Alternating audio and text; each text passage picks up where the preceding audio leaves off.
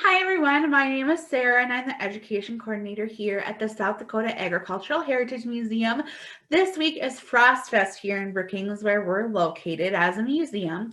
And since we can't have our normal Frost Fest events that we typically hold during this week because they bring a lot of people to the museum and we're in the middle of a pandemic, we're doing a few videos for activities you can do at home throughout the week and beyond so that you can bring some of the Frost Fest fun into your own house. So today we're actually going to learn how to make homemade ice cream. Now, homemade ice cream is something that I've been making for a very long time. My grandparents were dairy farmers about 30 miles outside of Brookings, where we're located at the museum.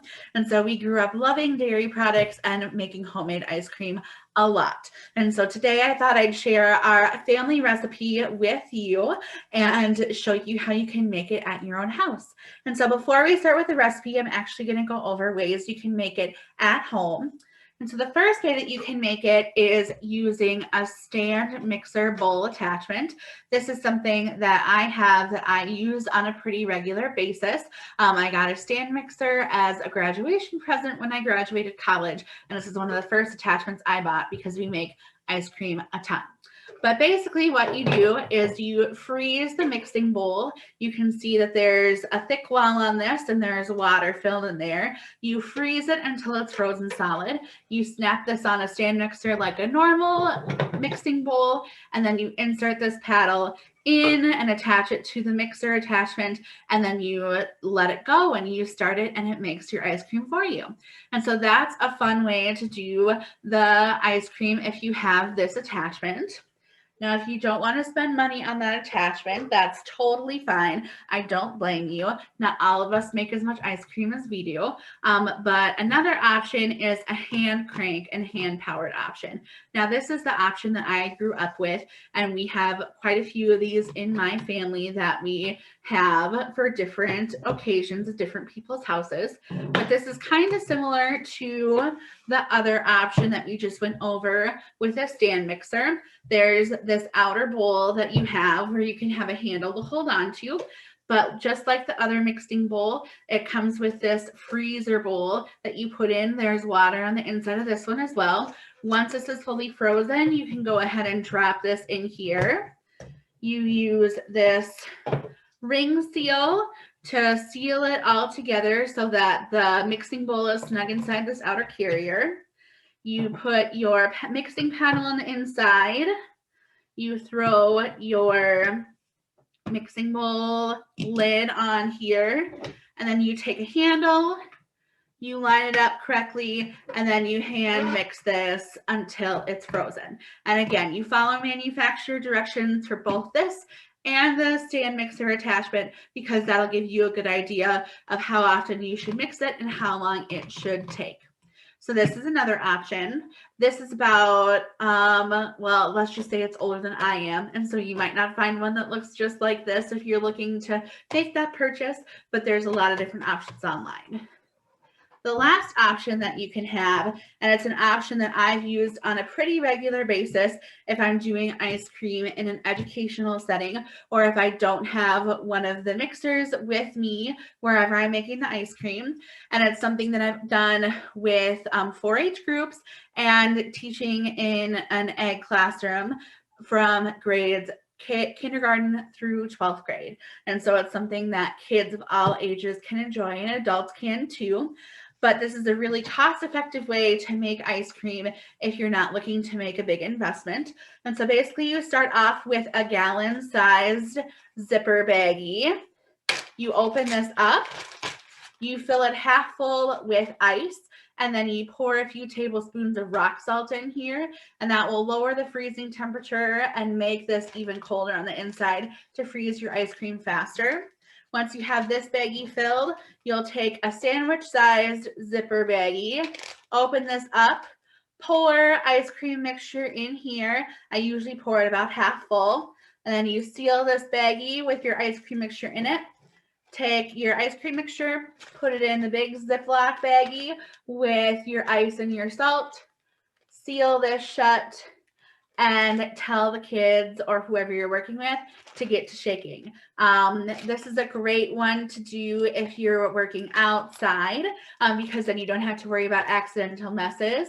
If you're doing this inside, I do have a recommend from a lot of experience doing this inside to either do this over a sink or a tub, or you can even do it on a table, but make sure you throw down like a bath towel or something on the table so that if there are any spills, and this actually does sweat a lot because the ice will start to melt, that you don't end up cleaning a bunch of stuff off the tables when you're done. Take it from my experience. It'll save a ton of time in cleanup.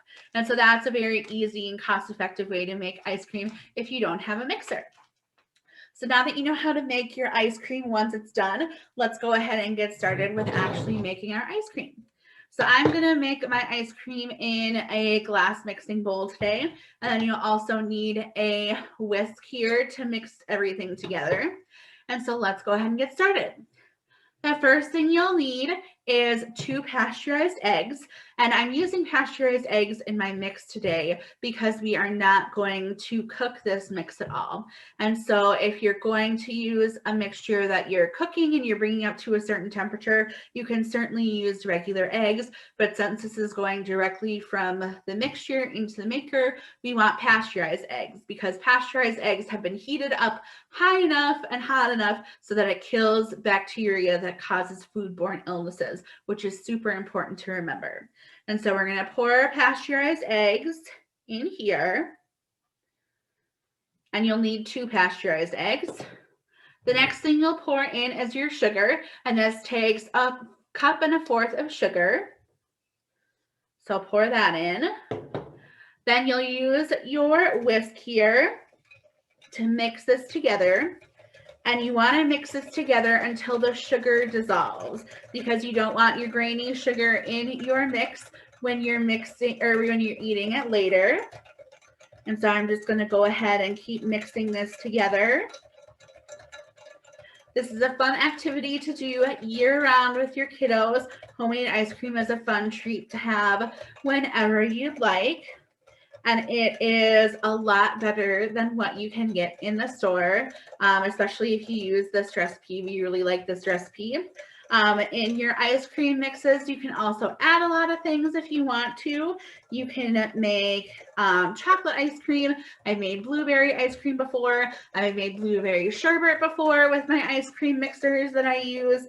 And so the method for mixing it when you're making it, you can use a lot of different ice cream flavors that you can find online or in a recipe book.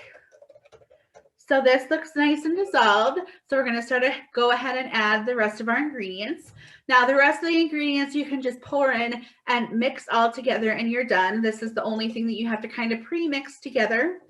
And so the next item that you'll add is 1.5 teaspoons of lemon juice. Then you'll add 4.5 teaspoons of vanilla.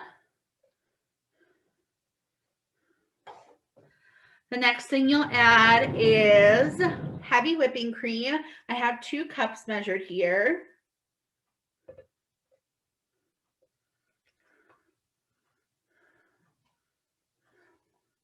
The next thing you'll add is whole milk or vitamin D milk, and that takes 4 cups. I'm just going to give this a quick stir here.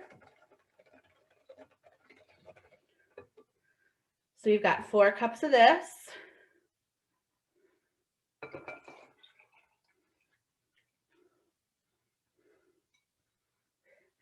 And then your last ingredient is actually 1/4 teaspoon of salt.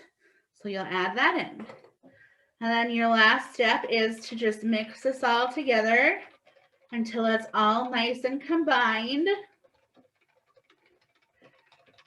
Now this yields about 2 quarts liquid, or about 8 cups of mix.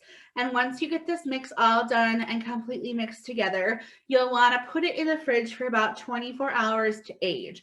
And that just lets the flavors mix and meld together a lot better. And so it'll taste a lot better once you make it.